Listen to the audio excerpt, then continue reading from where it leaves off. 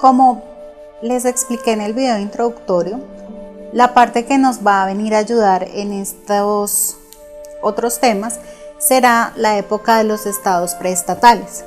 Uno de esos estados preestatales es China. Ya en el video anterior habíamos visto y conocido su civilización y ahora veremos cuál ha sido el aporte del derecho que nos dio China.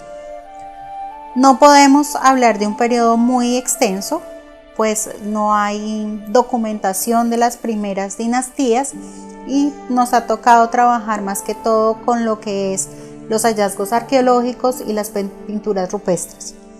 Por lo tanto, hablaremos a partir del 1500 a.C. hasta aproximadamente el 609 después de Cristo.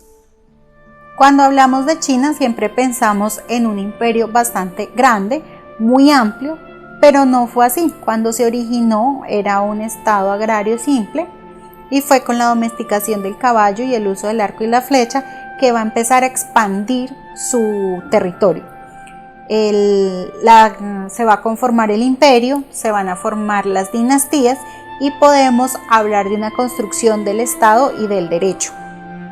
No en todas las épocas se podrá decir que China tuvo un Estado como tal, puesto que el hecho de que fueran militarmente exitosas no significa que hubiera un Estado construido como tal, no con la definición de Estado, que es una organización política con una configuración, una complejidad y una formación mínima. En su origen, la sociedad china se va a constituir como una sociedad estratificada. Las primeras dinastías van a establecer que quien tiene el poder político tendrá también la autoridad religiosa. Cuando estas dinastías se van dando en el tiempo, pues no siempre constituyeron la idea del Estado, que es el caso de la dinastía mongola, en la que, como no pudieron unificar las tribus de la estepa china, no lograron consolidar una idea de Estado. Sin embargo, sí expandieron mucho el imperio y gracias a esa expansión podemos dar ejemplo de las primeras leyes comerciales, pues se da la construcción de la Gran Muralla China y se llega al imperio hasta Occidente con la Ruta de la Seda. Cuando las dinastías van ayudando a la formación del Estado, la primera dinastía, que es la Qin, establece un Estado burocrático fuerte con la creación también de un ejército profesional. Empieza a cobrar tributos y se da las primeras muestras de escritura china con los 500 caracteres que permiten entonces la codificación de estas primeras leyes. Sin embargo, la idea de Estado como tal se la debemos a Confucio.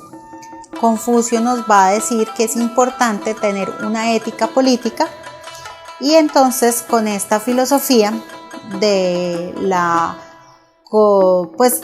ética se evita que el Estado sea corrupto y para él lo más importante es que no se olviden las costumbres. Entonces hace una reforma normativa de todo lo que se venía dando para poder consolidar al Estado y crear un orden universal entre lo que es lo normativo y el imperio. Asimismo, estableció la estructura del municipio, el reino y el imperio. De la primera dinastía que tenemos documentación es de la dinastía Qi, que le da el nombre a China. Ya estamos hablando del 221 a.C. El primer emperador Hui Shi Huang va a hacer una recopilación de las leyes comerciales, va a unificar el peso y la moneda, va a establecer un calendario y va a establecer mejor los caracteres de la escritura que se va a utilizar para la codificación de las leyes. Él también construye la Gran Muralla China, que va a permitir transportarse de un extremo a otro extremo de la civilización. Y como dato curioso, la muralla mide 9 metros de altura y tiene una extensión de 7.300 kilómetros, que es lo que mide América del Sur.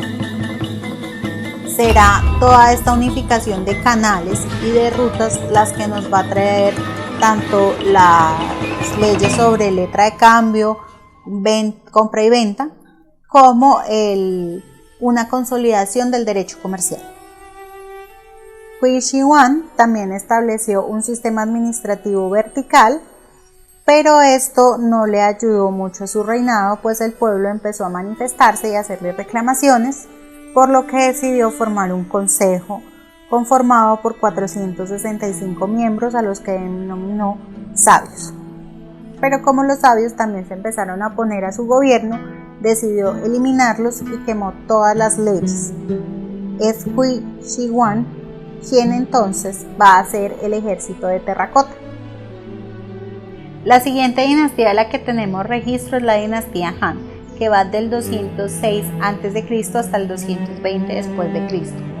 Será en esta dinastía que la ideología de Confucio va a tomar mayor fuerza y nos va a ayudar en la estructura del Estado, su composición, y podremos hablar de una teoría del Estado como tal. La filosofía de Confucio se va a basar en 8 pilares fundamentales: el respeto, la tolerancia, el perdón, la fidelidad, la devoción, la confianza, el deber y el culto a los antepasados.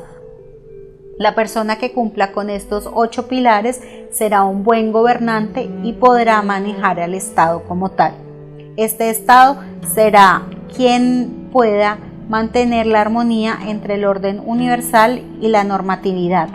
Será a través de la obediencia a la ley que se va a poder establecer y formar el Estado y la estructura de las instituciones, además del carácter militar que se le imprimió a través de la obediencia y la disciplina.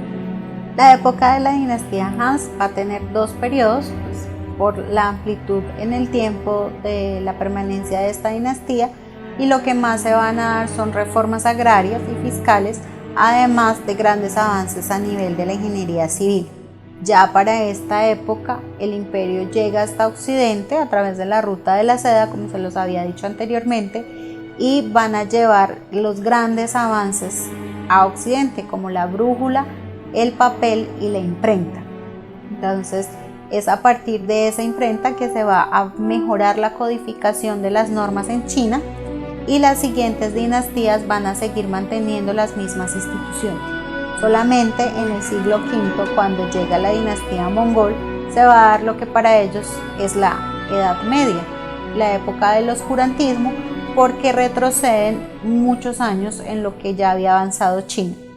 Cuando llega la dinastía Ming, estamos hablando del 1600, ya estamos más o menos equilibrados con la historia de Europa, de las revoluciones, y es la más conocida para nosotros como tal. En la época de la dinastía Ming se va a construir la ciudad perdida, que va a ser el palacio de las últimas dinastías y que va a girar en torno a ella toda la construcción del Estado.